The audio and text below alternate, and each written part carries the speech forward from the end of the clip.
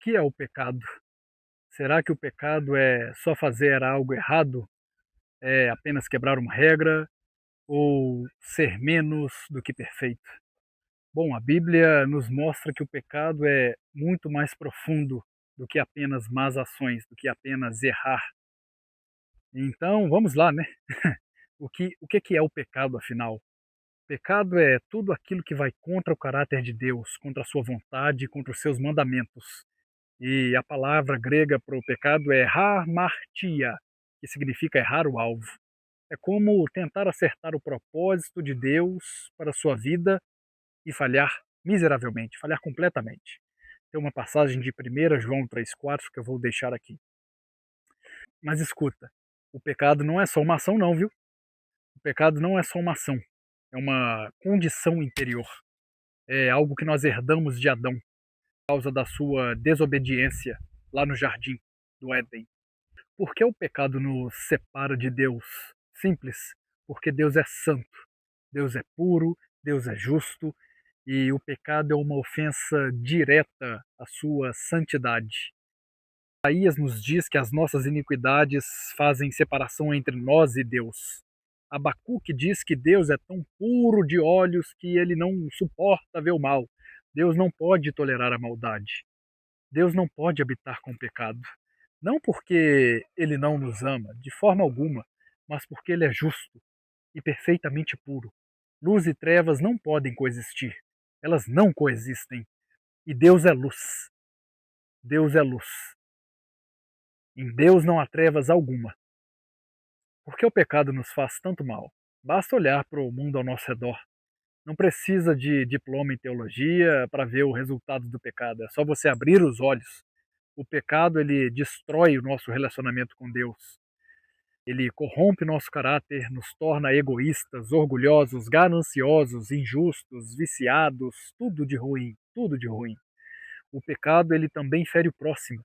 Mentiras, injustiças, violências, traições, tudo nasce do pecado. O pecado danifica a criação. Sofrimento, guerra, destruição da natureza, tudo é fruto da rebelião humana contra Deus.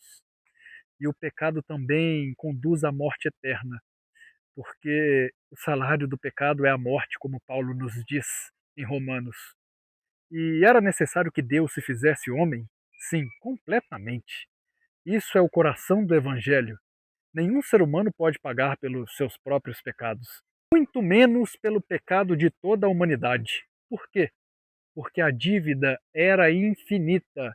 Só um Deus infinito poderia pagar essa dívida. Hebreus 10,4 vai nos dizer que é impossível que o sangue de touros e bodes remova pecados. Hebreus 10 explica isso muito bem. Os antigos sacrifícios não removiam o pecado. Os sacrifícios no Antigo Testamento eram apenas uma sombra.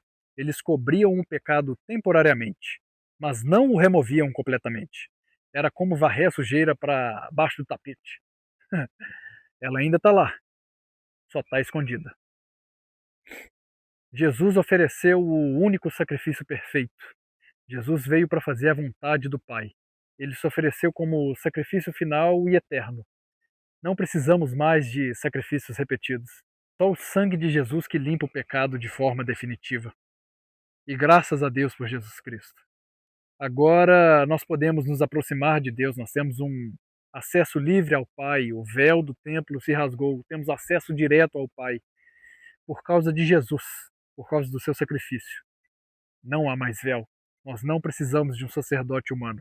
Você pode se achegar a Deus perdoado, limpo e aceito, coisa que antes do sacrifício de Jesus você certamente seria fulminado. Deus se fez homem em Cristo, como diz o Evangelho de João.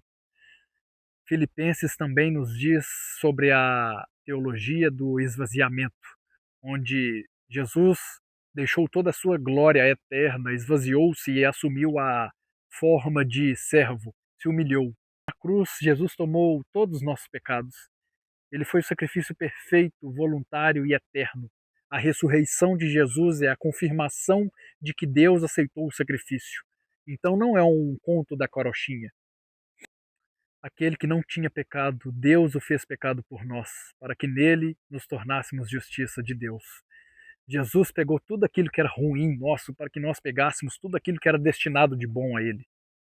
O pecado mata, mas a graça é maior.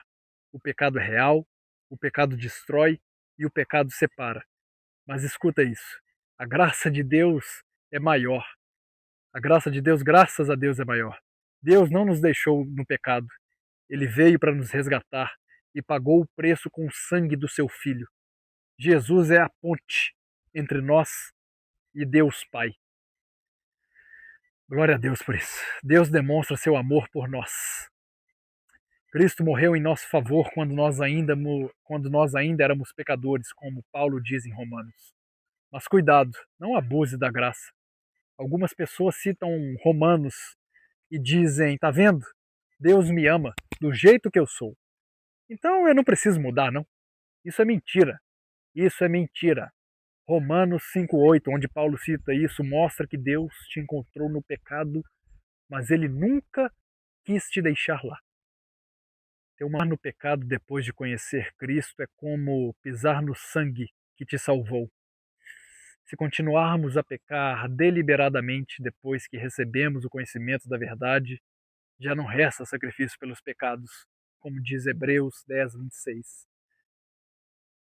Eu vou desenhar para você. Imagine alguém sendo resgatado de uma casa em chamas, uma casa pegando fogo. O bombeiro entra, salva a pessoa, arrisca a sua vida, podendo morrer lá por asfixiar fumaça ou até mesmo queimado. E depois essa mesma pessoa corre de volta para o fogo dizendo: tudo bem, ele me ama mesmo assim. Isso não é graça. Isso não é graça. Isso é ingratidão. Isso é loucura. Não despreze o sacrifício de Cristo.